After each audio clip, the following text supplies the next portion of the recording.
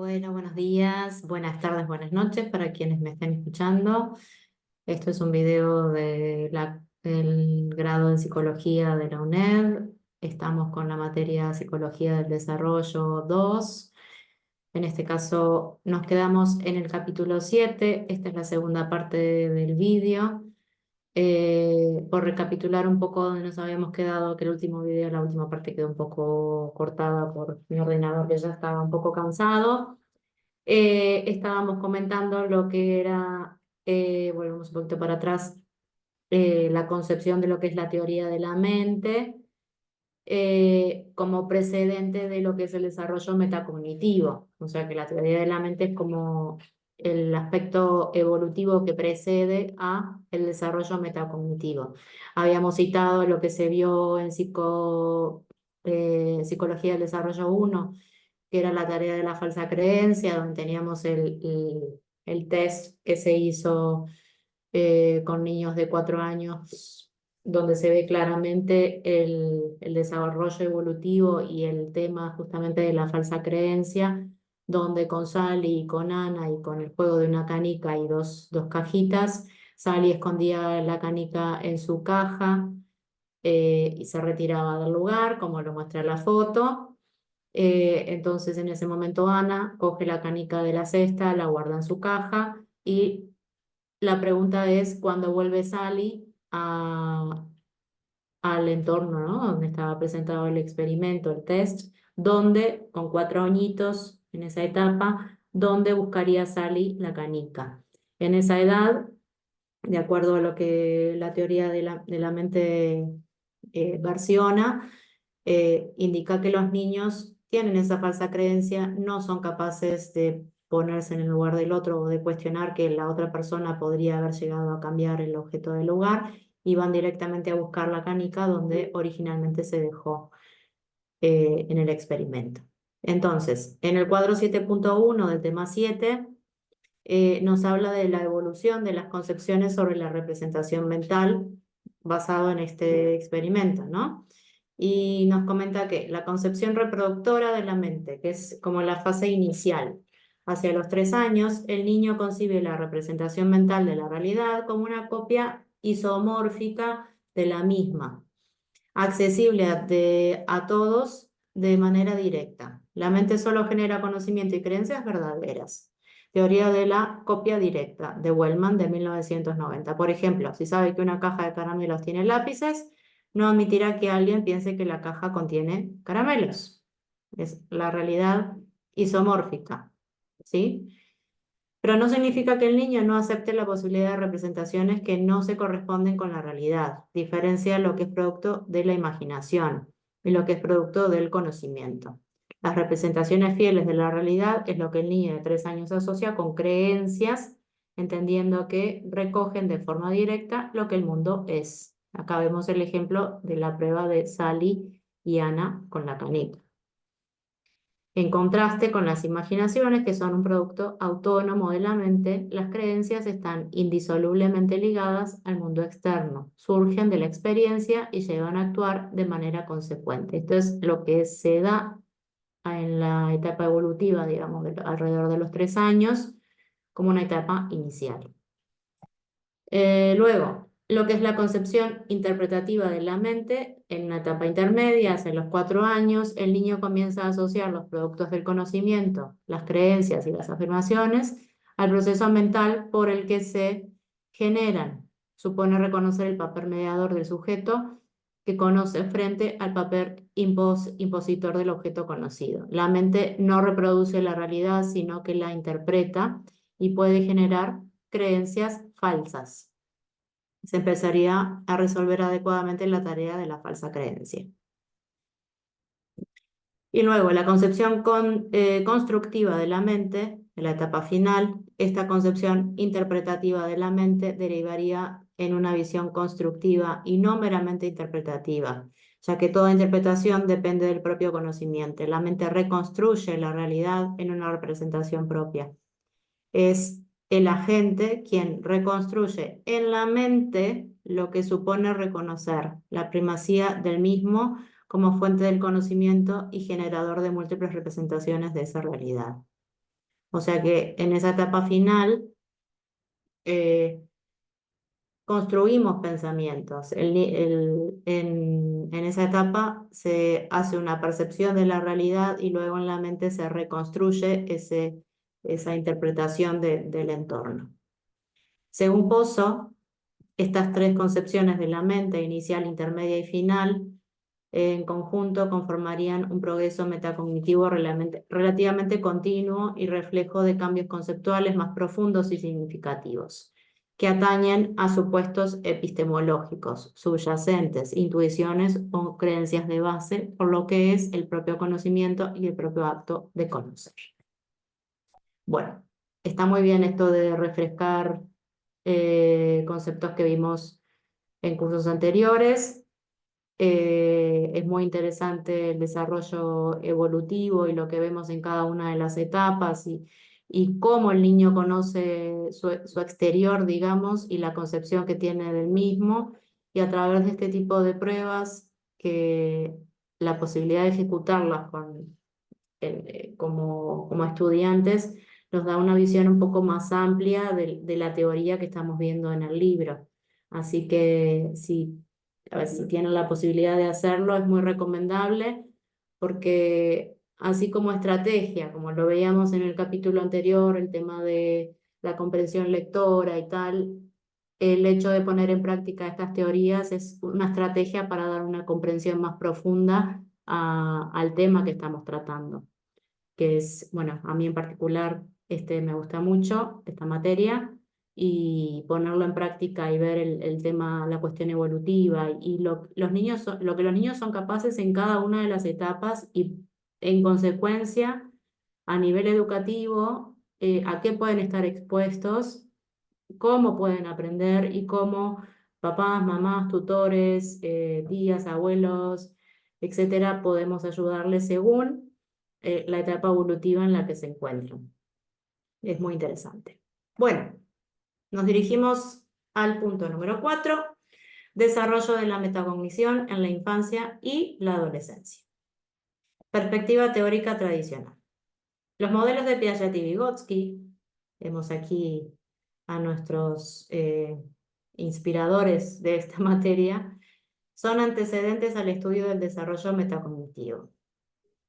Bien, repetimos, entonces los modelos que plantean Piaget y Vygotsky anteceden a lo que se propone del desarrollo metacognitivo, porque el plano metacognitivo está ligado a mecanismos constructivos. Pero las ideas seminales provienen de Flavel y Anne Brown, que las habíamos visto en el vídeo anterior, con propuestas convergentes, haciendo énfasis en la conciencia de la propia actividad cognitiva, conocimiento metacognitivo y su autorregulación, que era lo que proponían los dos. Primero aparece el metaconocimiento hacia los 6 años y después la autorregulación hacia los 10 y 14 años. Lo que comentaba recién, la importancia que tiene conocer esta información a la hora de operar como educadores, como psicólogos, como tutores de los niños, para poder educar en estrategias, en conocimientos, en autorregulación de estrategias para la comprensión y demás, es fundamental. El cuadro 7.2 nos explica la metacognición en las concepciones de Piaget y Vygotsky. Ambas perspectivas acentúan la importancia de los procesos de interiorización y el avance de capacidades autorregulatorias en el individuo. En el modelo piagetiano hay un reiterativo proceso de toma de conciencia, una cuestión representacional de lo adquirido en el nivel de la actuación, ligado a la abstracción reflexiva en la teoría de la equilibración.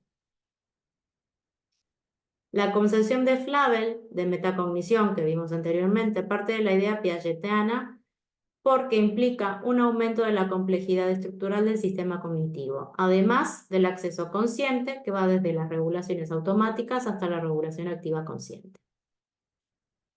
En el modelo vygotsiano,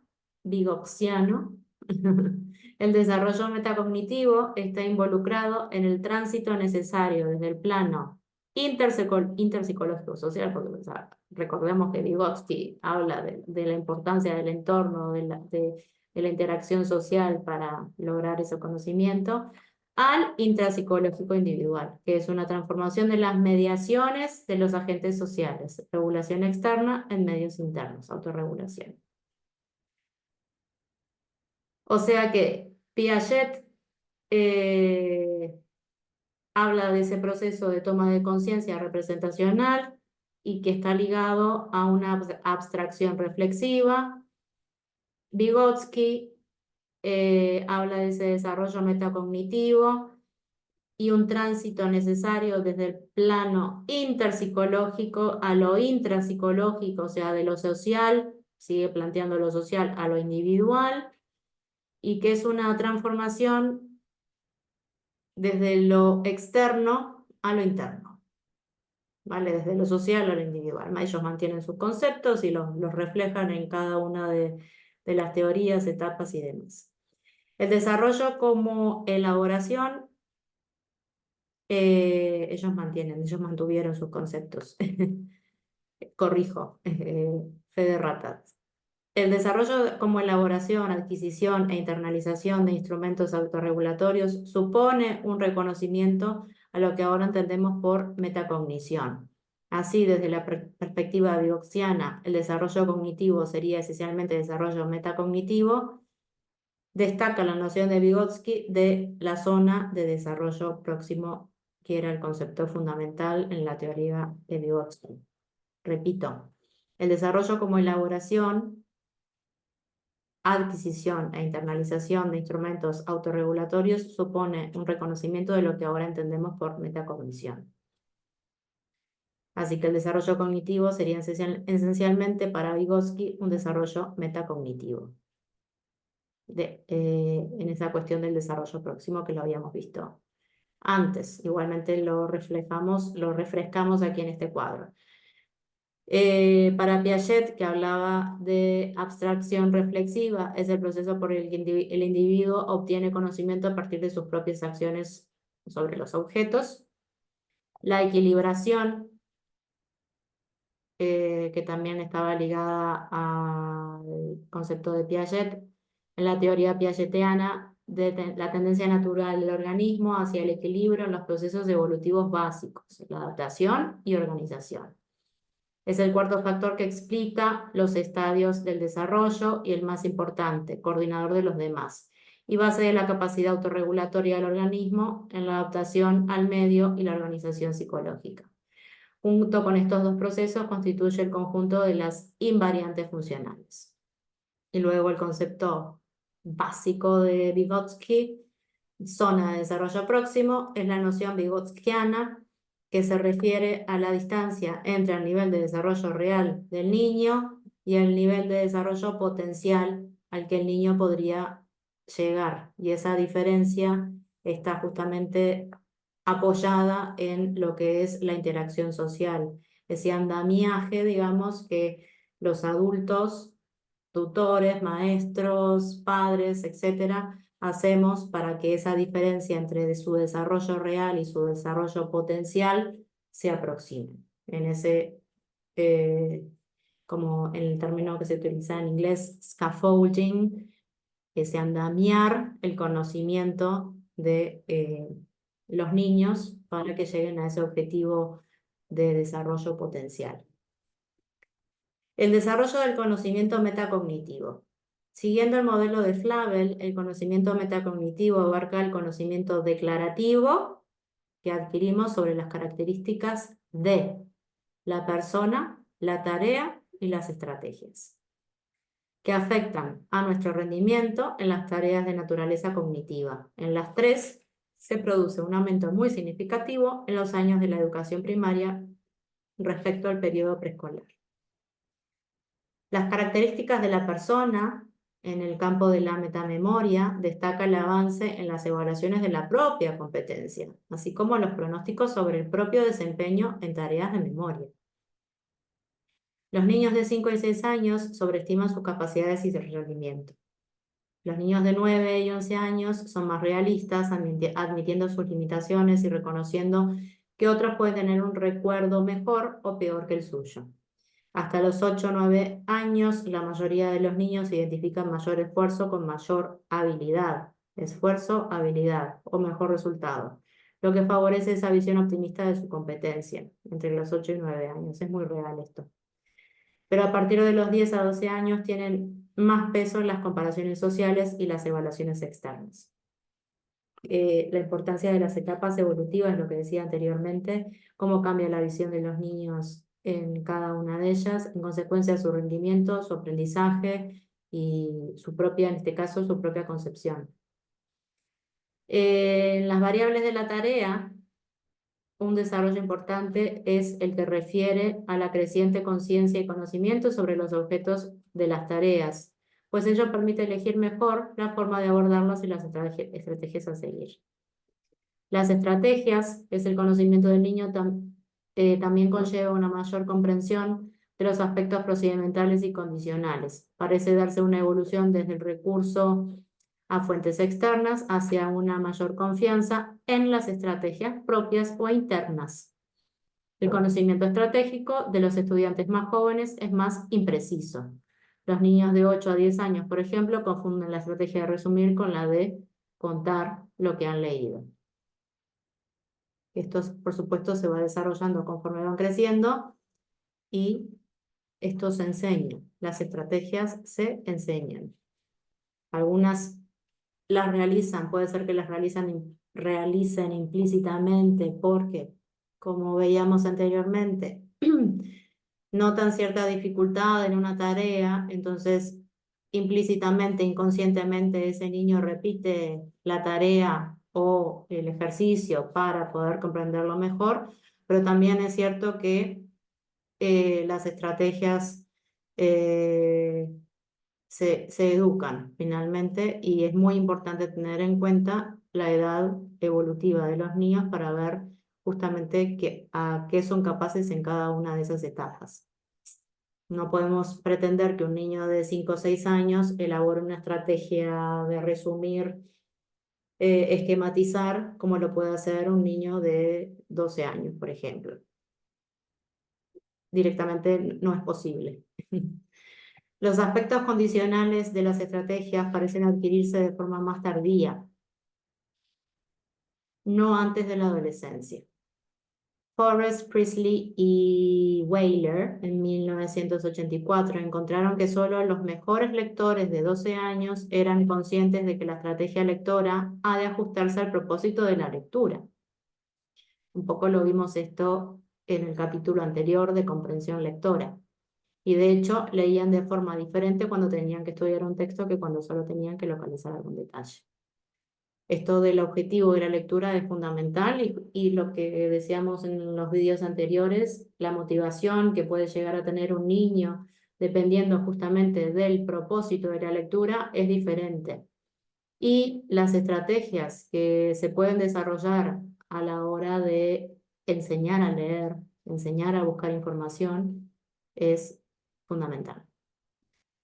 Aquí venimos con el tema de las estrategias. En el caso de las estrategias de memoria, se han encontrado que el conocimiento acerca de la interacción entre las distintas variables involucradas, persona, tarea y estrategias, también se desarrolla de manera lenta y continua hasta la adolescencia. En todo este capítulo y en el anterior enfatiza ese desarrollo lento y continuo de estas capacidades, de estas estrategias que pueden desarrollar hasta nivel adolescencia. En la etapa adulta se siguen desarrollando estrategias más elaboradas en relación con la lectura comprensiva y el aprendizaje de textos. Los estudios sugieren que se produce una evolución desde un metaconocimiento más bien implícito y fragmentado, ligado al contexto propio de los niños más pequeños, hasta el metaconocimiento más explícito. O sea, vamos del metaconocimiento implícito, que lo hacen naturalmente, fragmentado, ligado al contexto, a un metaconocimiento más explícito, descontextualizado y organizado que va creciendo hacia la adultez. Cuando se reducen las demandas verbales de las tareas y se contextualizan respecto a situaciones sencillas y cotidianas, incluso los niños preescolares y más pequeños manifiestan un cierto grado de metaconocimiento rudimentario, frágil y restringido. Empieza a manifestarse durante los años de educación primaria y es mucho más completo alrededor de los 11 o 12 años. Algunos aspectos desarrollan más allá de la adolescencia. Por eso la importancia a nivel de educadores de ir acompañando ese proceso de maduración para justamente enseñar ese tipo de estrategias. Y refrescamos un poco lo que es la definición de conocimiento condicional. Conocimiento que se posee sobre las condiciones en las que resulta pertinente aplicar las estrategias disponibles. Atañen al cuándo o al dónde ponerlas en marcha, se considera de forma implícita.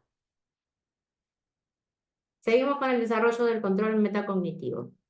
El metaconocimiento declarativo por sí solo no garantiza una ejecución eficaz, a menos que se utilice activamente para el control y regulación de la propia tarea.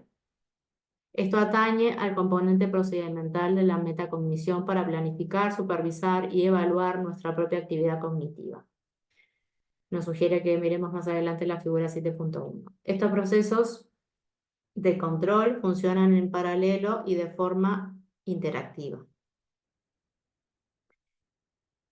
Proceso de planificación de la tarea. Los sujetos más experimentados suelen dedicar más tiempo a la planificación global antes de llevar a cabo acción alguna, especialmente si son problemas nuevos. Los menos experimentados tienden a lanzarse inmediatamente a la acción sin planificarla.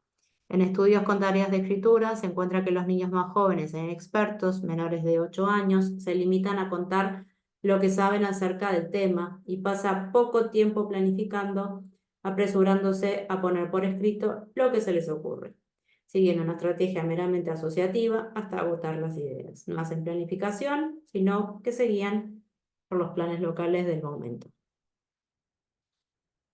Cuadro 7.3. Ciclo de control metacognitivo en la ejecución experta.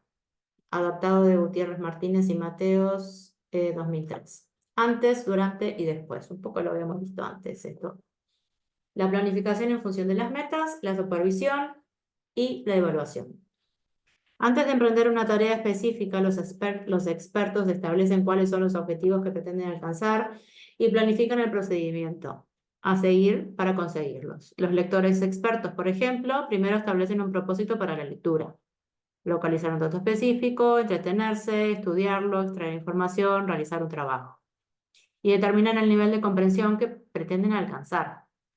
Recordar el mayor número de detalles posibles, identificar las ideas y demás. O sea que el propósito, por ejemplo, de la lectura es fundamental para ver la implicación o la estrategia que se utiliza a la hora de leer. Y es en función de ello como a continuación planifican el modo en que van a abordar la lectura. O sea que el abordaje está de la lectura o de cualquier tarea que hagamos. En este caso, él pone el ejemplo de la lectura.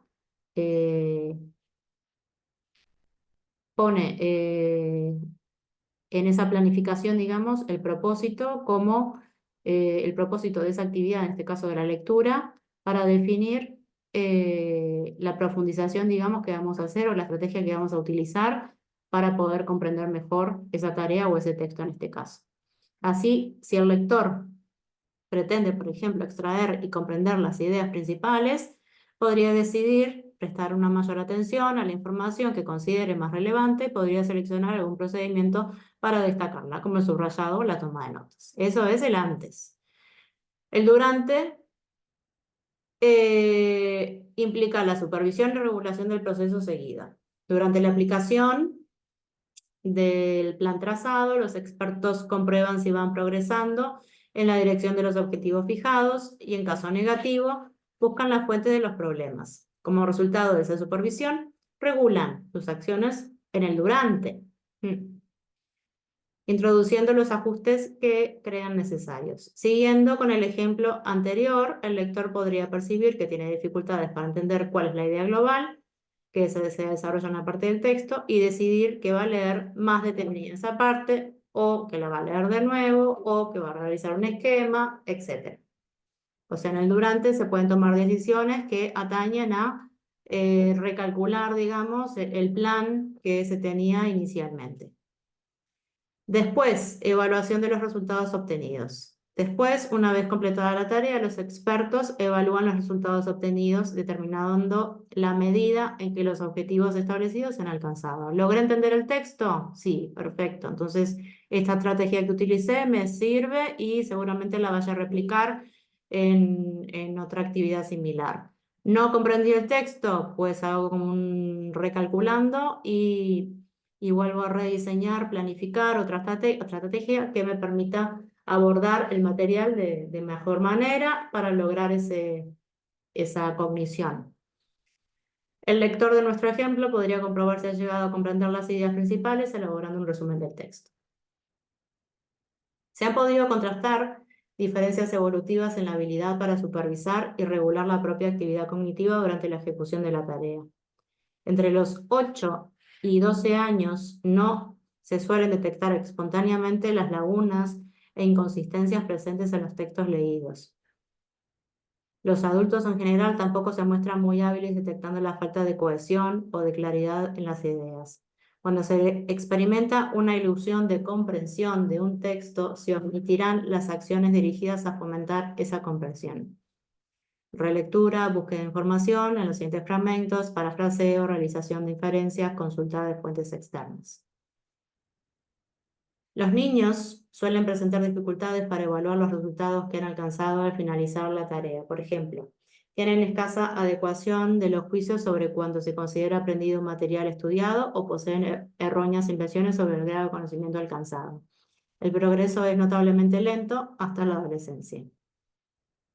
O sea que los niños, acá volvemos un poco al concepto de andamiaje de Vygotsky, ¿no? Los niños en esas edades, al presentar dificultades para evaluar los resultados, por ejemplo, en una comprensión lectora, necesitan colaboración, andamiaje de un adulto para llegar a ese objetivo, ¿no? de lograr la comprensión.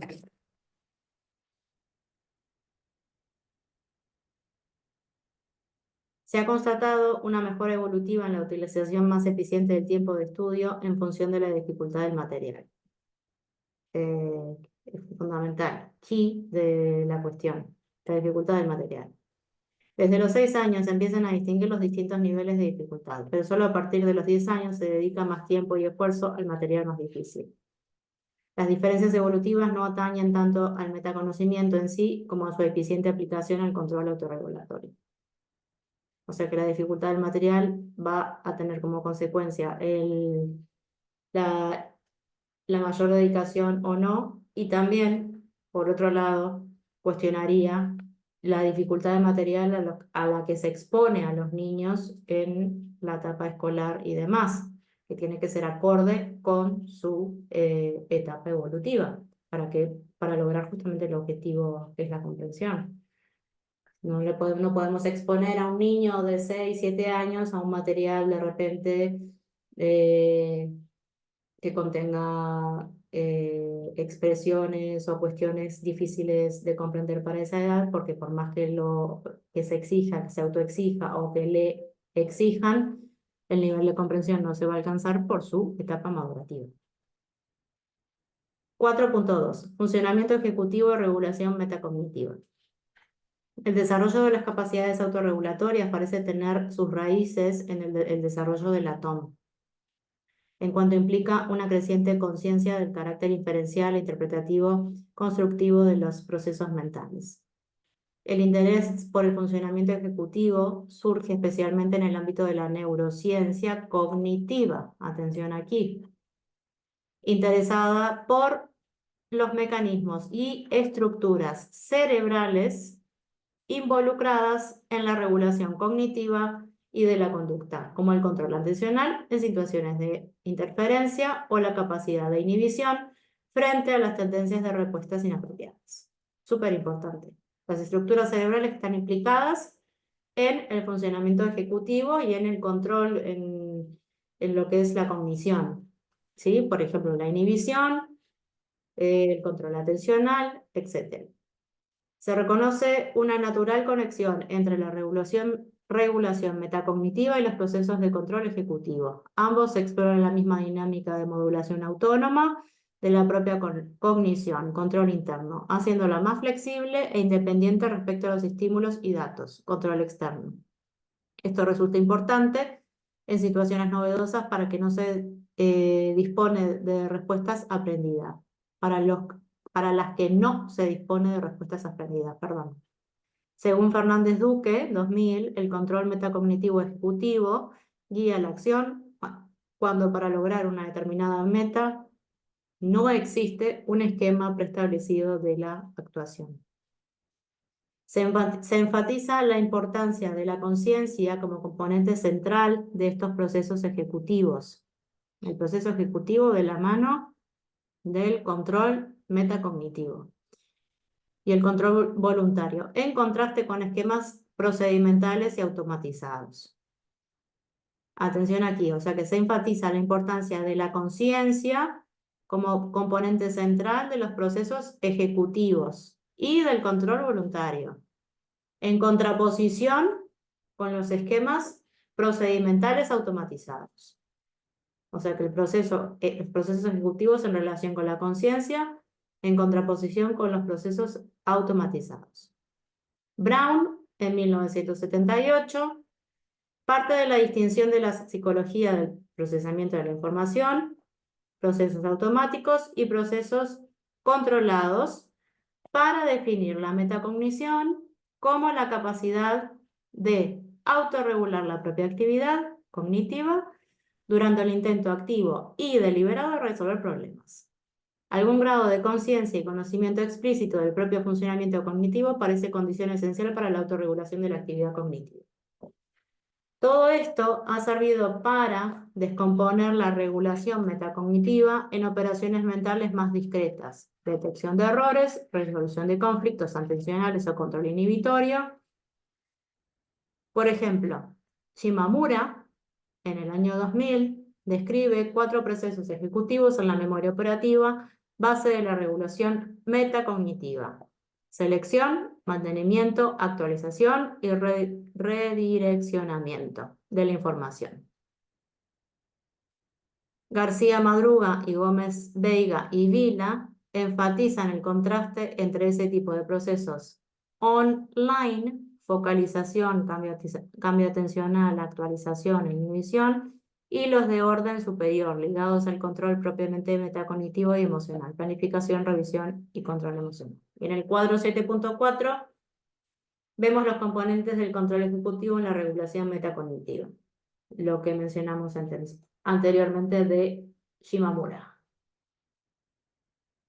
La selección es la habilidad para focalizar la atención en los estímulos externos relevantes o activar internamente las representaciones relevantes de la memoria. En situaciones conflictivas supone filtrar ciertos estímulos o rasgos frente a otros. El mantenimiento es la habilidad para mantener activas las representaciones relevantes dentro de la memoria operativa. La actualización, habilidad para modular y reorganizar la activación de las representaciones en la memoria operativa de acuerdo a las condiciones y resultados del momento. Y el redireccionamiento, lo que hablábamos antes del otro autor, del recalcular, habilidad para cambiar el proceso o de respuesta según las demandas o condiciones cambiantes de la tarea. Algunos autores destacan que ciertos aspectos ejecutivos y de control metacognitivo pueden producirse de forma implícita e inaccesible a la conciencia, por ejemplo, la selección de estrategias. Más allá de lo que Flavel designó como experiencias metacognitivas, es presumible que el acceso reflexivo tenga límites. Gran parte de los procesos en marcha online y su regulación posiblemente sean algo inaccesible a la conciencia, como un conocimiento implícito o tácito. Se ha defendido incluso la idea de que la capacidad para resolver problemas se incrementa con la automatización de los elementos más rutinarios de la tarea, de manera que los procesos ejecutivos controlados solo serán necesarios para procesar elementos más novedosos. Claramente. La conciencia sobre la propia actividad cognitiva y su regulación no parece que sea una cuestión de todo o nada, sino más bien un aspecto variable. O sea que la conciencia y su actividad cognitiva lo consideramos como un aspecto variable. No es un todo o nada. Esto es lo que sugieren los planteamientos teóricos que apelan al papel activo y constructivo del sujeto, claramente, como es el caso de la redescripción representacional propuesta por Karmilov Smith en 1992. Experiencia metacognitiva, resumen de conceptos importantes.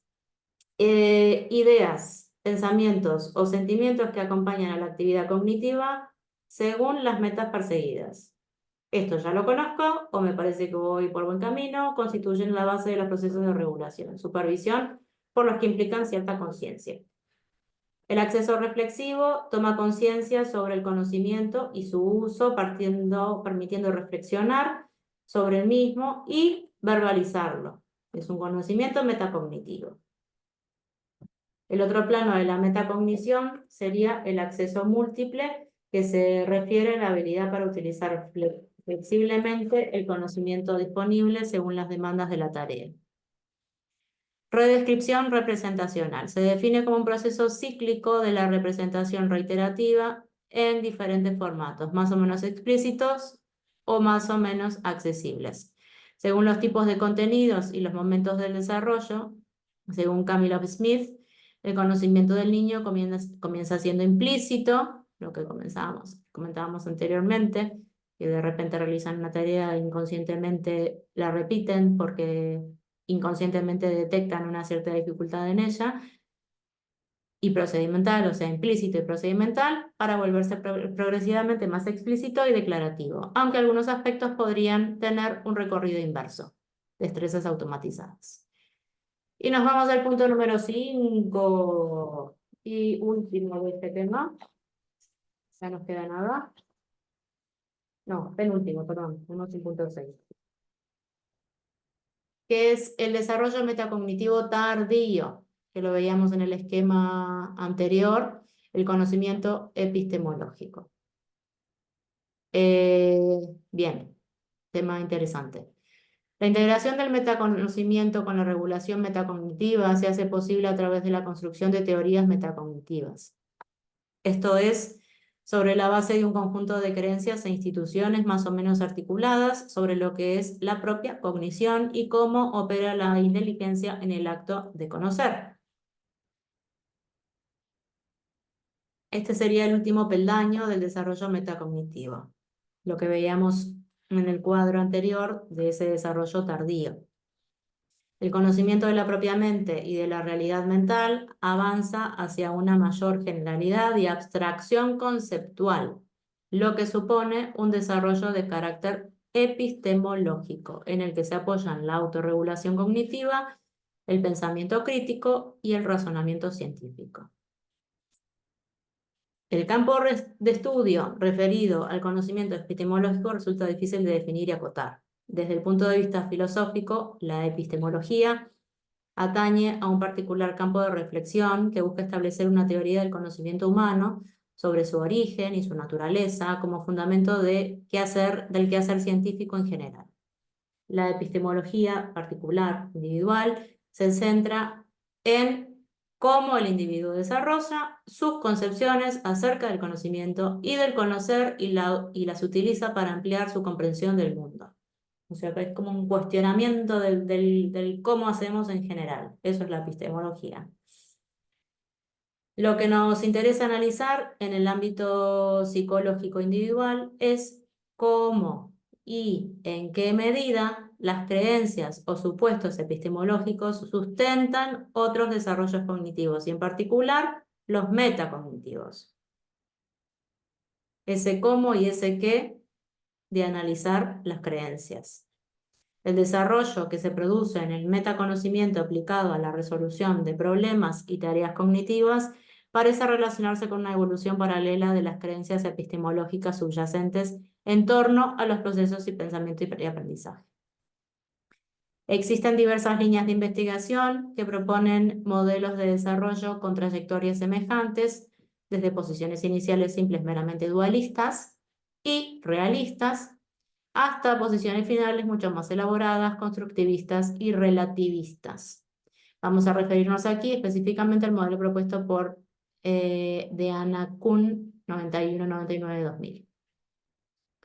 Niveles de conocimiento epistemológico. Kuhn parte de la idea de que el logro esencial de la comprensión epistemológica madura, o sea, el logro esencial de la comprensión epistemológica madura es la adecuada coordinación de los planos característicos de todo proceso cognoscitivo. El subjetivo relativo al sujeto que conoce y el objetivo el relativo al objeto conocido. Sería la dimensión esencial a lo largo de la cual se produce el progreso epistemológico configurando una secuencia característica. Primero, dominaría el plano objetivo. Segundo, se impone el plano puramente subjetivo. Tercero, se coordinan ambos planos en equilibrio, lo objetivo con lo subjetivo. Para Kuhn, esta secuencia es teóricamente consistente con las propuestas realizadas desde otros modelos y además tiene manifestaciones empíricas características que permiten conectar este desarrollo epistemológico con la investigación en el campo de desarrollo metacognitivo, la perspectiva tradicional, y en el desarrollo de la teoría de la mente. Kuhn propone que la evolución en la forma de considerar el doble plano objetivo-subjetivo, como hemos dicho antes, del conocimiento se reflejan los cambios que se producen en la manera de entender lo que significan las afirmaciones o aciertos como expresiones de ese conocimiento. Primero, las afirmaciones se conciben como meras copias de la realidad. Segundo, las afirmaciones se conciben como descripciones de los hechos, que pueden ser verdaderas o falsas. Vemos como un proceso evolutivo. Tercero, las afirmaciones se conciben como opiniones subjetivas. Y cuarto, ya en un plano ulterior, las afirmaciones se conciben como juicios personales y relativos. Estos cuatro momentos, ahora veremos en la tabla punto 2, se corresponden con los cuatro niveles epistemológicos que Kuhn, realista, absolutista, pluralista y evolucionista, permitirían describir y explicar el desarrollo metacognitivo en torno a la teoría de la mente. Los trabajos de Pozo y colaboradores, si bien en un contexto distinto, el estudio de las teorías implícitas que mantienen profesores y alumnos en torno al aprendizaje, han identificado una secuencia con tres concepciones características: directa, interpretativa y constructiva, que corresponden al desarrollo de la propia teoría de la mente. Aquí vemos esos niveles epistemológicos y desarrollo metacognitivos basados en Kuhn y Weinstock de 2002 y Pozo. Teoría de la mente, directa, realidad-conocimiento. La realidad se conoce de forma directa y el conocimiento es seguro, se reproduce. El nivel epistemológico es realista. Las afirmaciones son copias de la realidad externa y en este caso el pensamiento crítico es innecesario. Cuando la teoría de la mente habla de un nivel interpretativo, la realidad se conoce de forma indirecta, pero el conocimiento es seguro y se interpreta, no se reproduce como en la forma directa. Interpretativa, el conocimiento se interpreta. El nivel epistemológico absolutista. El anterior era realista, donde el conocimiento se reproducía. En el nivel interpretativo se interpreta y el nivel epistemológico es absolutista. Se refieren a hechos más o menos correctos o incorrectos como representación de la realidad. Y acá entra la cuestión de las falsas creencias. Medio para comparar las afirmaciones con la realidad y decidir si son verdaderas o falsas. A nivel constructivista, la realidad se conoce de forma indirecta y el conocimiento es incierto. El conocimiento se construye. A nivel epistemológico es pluralista, evolucionista. A nivel pluralista se reflejan opiniones personales y subjetivas y el pensamiento crítico es irrelevante. mientras que a nivel evolucionista expresan juicios que deben evaluarse en función de la argumentación, del razonamiento y de la evidencia de los datos empíricos. Y en cuanto al pensamiento crítico, en esta etapa, la evolucionista es un medio para promover juicios, fundamentos y mejorar la comprensión. O sea que tenemos que relacionar, fundamentar estos conceptos. La teoría de la mente directa tiene un nivel epistemológico realista, un pensamiento crítico innecesario. A nivel interpretativo, el nivel se interpretan los conceptos, el nivel epistemológico es absolutista, y el pensamiento crítico es un medio para comparar si las afirmaciones que hacemos son verdaderas o falsas. A nivel constructivista tenemos lo que es el nivel epistemológico pluralista, donde se reflejan las opiniones personales y subjetivas. Y atención, porque acá el pensamiento crítico en esta condición epistemológica pluralista es irrelevante. Y a nivel evolucionista, que sería el nivel más avanzado, es donde se expresan juicios y el pensamiento crítico es fundamental para mejorar la comprensión. Entonces, hacia los 3 años, el niño mantiene una concepción de la mente de sus productos como copias directas, lo que hablábamos en el cuadro. Copian la realidad. Lo vemos en la realidad, es real. Esas reproducciones isomórficas, y desde el punto de vista epistemológico es la concepción realista. 4 o 5 años, el niño comienza a reconocer que las creencias pueden variar, admitiendo la posibilidad de creencias falsas.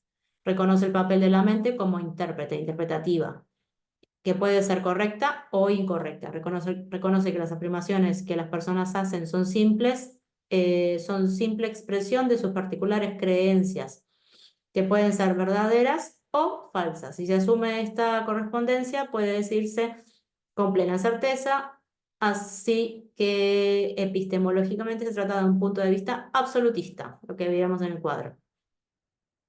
¿Sí? A nivel epistemológico, absolutista. Cuando hablan de verdades, de ideas verdaderas o falsas y tal, es el concepto absolutista. Todavía se mantiene una visión del conocimiento en términos puramente objetivos.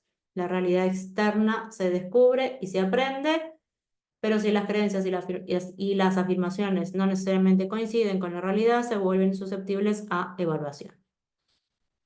Desarrollo epistemológico como desarrollo metacognitivo. Perdón. Según Kuhn, esta evaluación implica una transición desde una forma de conocer el mundo simple, inconsciente e irreflexiva, a una reflexión metacognitiva o de segundo orden sobre el conocimiento que expresan las afirmaciones de uno mismo y de los demás. Sería el salto a una primera posición epistemológica, la absolutista, la que vimos anterior, desde un inicial realismo pre-epistemológico. En la primera se conoce que algo es verdad, en la segunda se evalúa si realmente lo es. No hay una relación directa entre conocimiento y realidad, lo que supone conectar las afirmaciones con el acto subjetivo de conocer. Una vez que se consolida la noción de falsa creencia sobre los 5 o 6 años a nivel epistemológico absolutista, se admite la coexistencia de creencias alternativas. Esto no significa un pluralismo epistemológico que admita ya la primacía de la fuente subjetiva del conocimiento, sino que durante un periodo se mantendrá una visión absolutista de esas ideas verdaderas o falsas y que se evalúan, con la realidad externa como árbitro para decidir sobre la validez y la verdad de las afirmaciones. De las múltiples interpretaciones, solo una será la correcta. 5 o 6 años, nivel absolutista. En la adolescencia se avanza hacia una posición epistemológica auténticamente pluralista. Porque comienza a ser difícil reconciliar ciertas creencias y decidir sobre ciertas afirmaciones en conflicto. Adolescencia.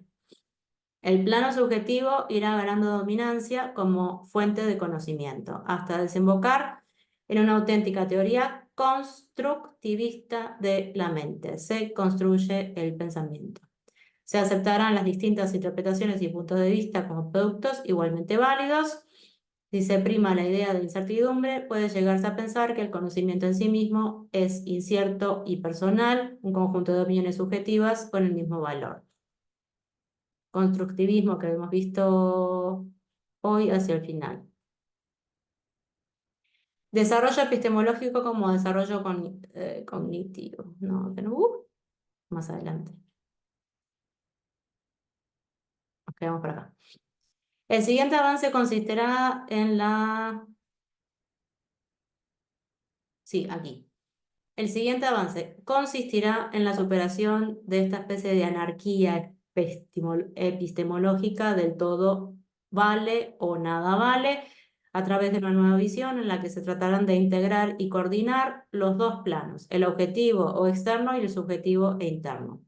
Se trata del punto de vista que Kuhn denomina evaluativo o evaluacionista, perdón. En el conocimiento se concibe como un proceso que implica juicio y argumentación. Que antes lo leí mal. Constructivista, evaluacionista, no evolucionista que había leído. De evaluación, concerniente a la evaluación. El conocimiento se concibe como un proceso que implica juicio y argumentación, evaluación, de manera que no pueden aceptarse todas las opiniones como iguales. Por el contrario, reclaman una evaluación de su solvencia que tenga en cuenta los criterios tanto racionales como empíricos, la experiencia y la razón. En definitiva, el conocimiento se relativiza entendiéndose en términos de razonamiento informal y pensamiento crítico que mantiene la idea de incertidumbre sin renunciar a la evaluación. Los estudios empíricos sugieren que trata del desarrollo tardío, este que acabamos de mencionar, y también bastante infrecuente. Gran número de trabajos han puesto de manifiesto la estrecha relación existente entre el nivel de comprensión epistemológica y otras muchas habilidades cognitivas particularmente relacionadas con el pensamiento y el razonamiento de alto nivel. Sin embargo, el logro de los niveles más avanzados en este tipo de desarrollo parece ser más la excepción que la regla.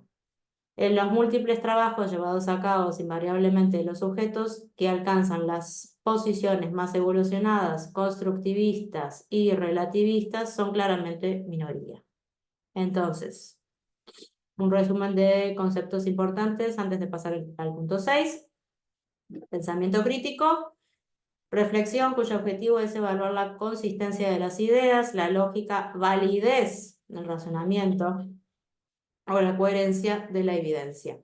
Busca alternativas y contraejemplos a un planteamiento. Supone revisar los criterios o creencias de partida para corregir, modificar lo necesario. Está conectado al razonamiento informal o natural. La epistemología, entonces, que fue todo lo que desarrollamos hasta ahora, es la rama de la filosofía que se ocupa de las cuestiones y problemas relativos al conocimiento humano, pretendiendo establecer una teoría del conocimiento como fundamento del quehacer científico en cualquier área respecto a cualquier problema. La epistemología es el cuestionamiento de todo, básicamente, de todo el conocimiento.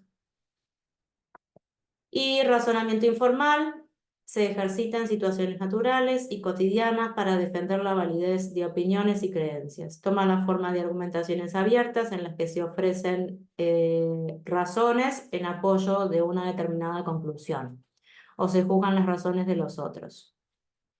Su calidad depende de la plausibilidad que cabe otorgar a sus conclusiones en función de la amplitud y parcialidad y consistencia de la información y evidencias manejadas.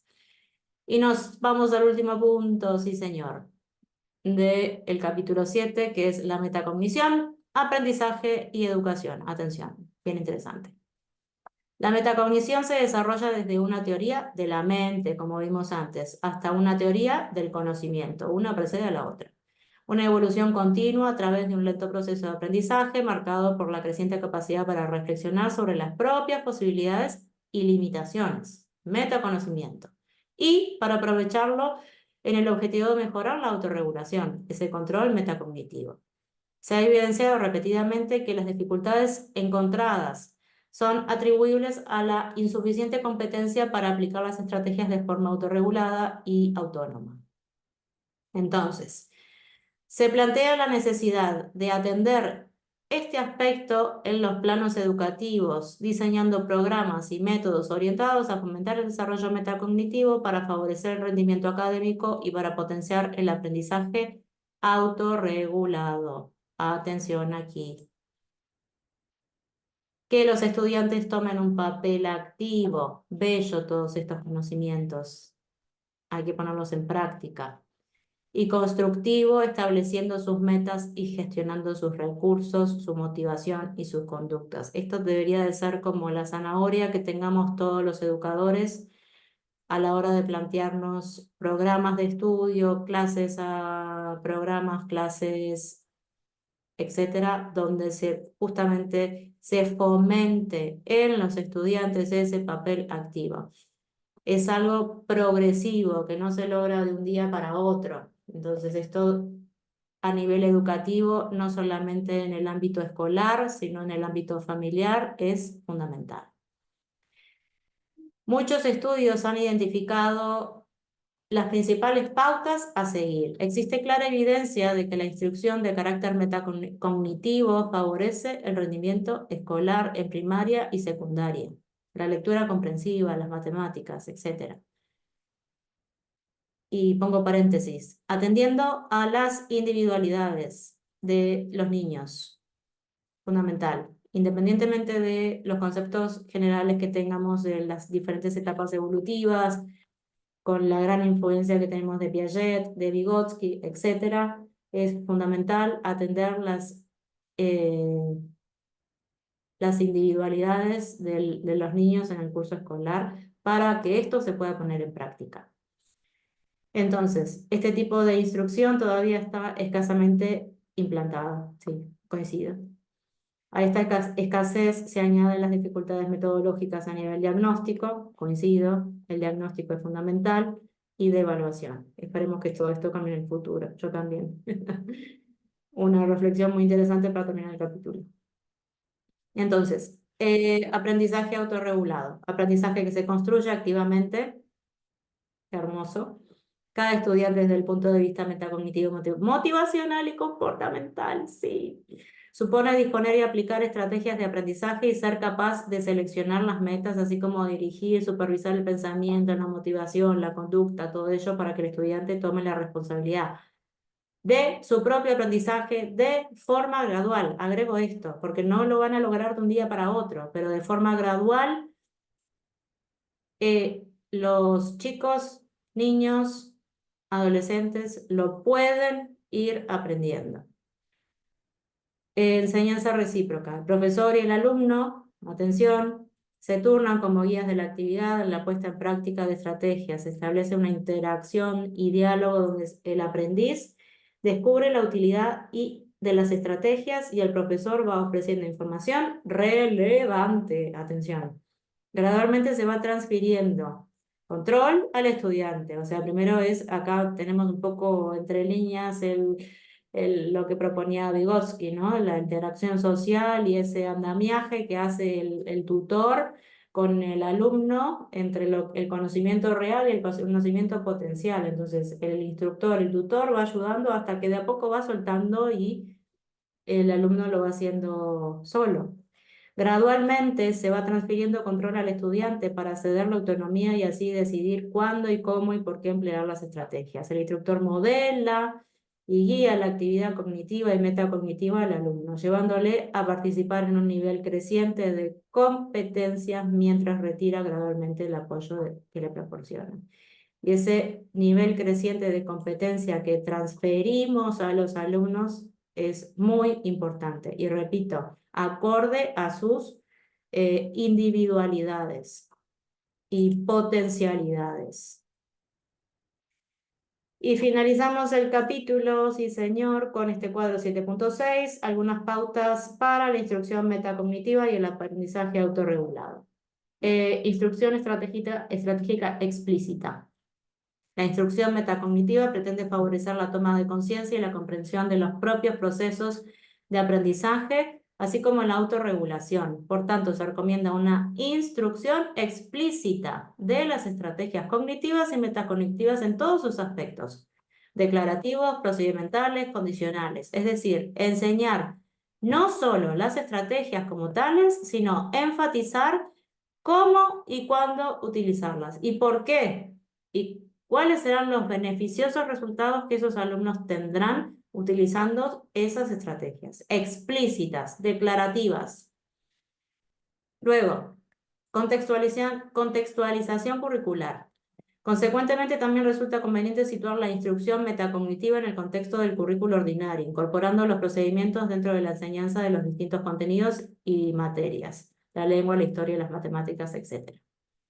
Aspectos motivacionales, y aquí todas las alarmas. En este mismo sentido, ha de tenerse en cuenta que el conocimiento metacognitivo requiere esfuerzo deliberado y por tanto los motivos y actitudes hacia el aprendizaje y sus metas pueden condicionar los desempeños. Entonces, de ahí que los mejores resultados se obtienen cuando junto a aspectos metacognitivos se inicia de asimismo otros componentes autorreguladores como las estrategias motivacionales, o sea, contextualizar ese aprendizaje y esas estrategias en una atmósfera motivada. Trabajo colaborativo. Asimismo, se recomienda potenciar el trabajo colaborativo entre estudiantes dentro del aula, lo que conecta con las propuestas educativas más clásicas derivadas de las concepciones piagetianas y vygotskianas. En el primer caso, promoviendo el proceso operatorio, conceptual, a través de conflicto cognitivo que genera la interacción entre iguales. Y en el segundo, estimulando y actualizando el desarrollo potencial que se logra en la zona de desarrollo próximo, lo que hablábamos antes de Vygotsky, lo que tiene que ver con los procesos de internalización. Luego, interacción comunicativa y conceptualización, metacognitiva. En concreto, el discurso social ayuda al estudiante a interiorizar el proceso de elaborar y dar explicaciones, lo que deriva asimismo en la construcción y refinamiento de los conceptos y teorías metacognitivas. Esto tiene gran importancia porque son estas teorías las que sustentan, como hemos visto, las posibilidades de que el aprendiz logre una integración productiva entre el metaconocimiento alcanzado y su aplicación autorregulación metacognitiva. El modelado fundamental de la ejecución estratégica. O sea, no solo la tengo que enseñar, sino que la tengo que modelar. Asimismo, los profesores eficaces en la instrucción metacognitiva suelen modelar en el grupo el uso apropiado de las estrategias. Por ejemplo, el pensamiento en voz alta, como lo estoy haciendo ahora, que corto y pongo mis pensamientos, enfatizando su aplicación selectiva y flexible dentro del conjunto disponible para el campo o materia elaborados. Con este objetivo, no ha de perderse de vista que la instrucción debe centrarse no tanto en la mejora de la ejecución estratégica como en su meta-regulación, es decir, lo que se debe promover es la conciencia y control de los procedimientos en cuanto a su planificación, supervisión y evaluación. Más en concreto, se trata de conseguir que los alumnos se enfrenten a las tareas de aprendizaje con sus objetivos claros, que planifiquen las acciones necesarias para alcanzarlos, se autogestionen las dificultades encontradas a lo largo del proceso y que se autoevalúen al final de la tarea. O sea, el objetivo en el marco educativo no solamente es que aprendan esa materia, sino que aprendan esas estrategias de planificación, supervisión y evaluación, el antes, el durante y el después, para que a largo plazo, digamos, sean efectivos en su vida. Transferencia del control autorregulatorio. En el mismo sentido, sí se asume, de acuerdo con la perspectiva vygotskiana, que las habilidades para autorregular el propio aprendizaje se adquieren como resultado del proceso de internalización gradual de las formas de regulación ejercidas por otros. La instrucción, atención, debe diseñarse de tal manera que facilite ese proceso de transferencia de control. O sea, fundamental el diseño y planificación de los docentes para transferir ese proceso autorregulatorio. Lo que queda bien reflejado en aproximaciones como la desarrollada por Palinsar y Brown en 1984 y que conocemos como enseñanza recíproca, ese como ida y vuelta, ese feedback, esa retroalimentación alumno-docente. Y con esto terminamos el capítulo 7. Nos encontramos en el próximo vídeo para retomar lo que sería el capítulo 9, porque como comenté en el vídeo anterior, tanto el capítulo 8 como el capítulo 10 están sugeridos como de lectura dentro de lo que es la materia, no son contenidos evaluables, así que no haré vídeos sobre ellos, pero sí se recomienda la lectura, así que en ese caso a motus personal lo dejo y nos encontramos en el próximo vídeo. Muchas gracias.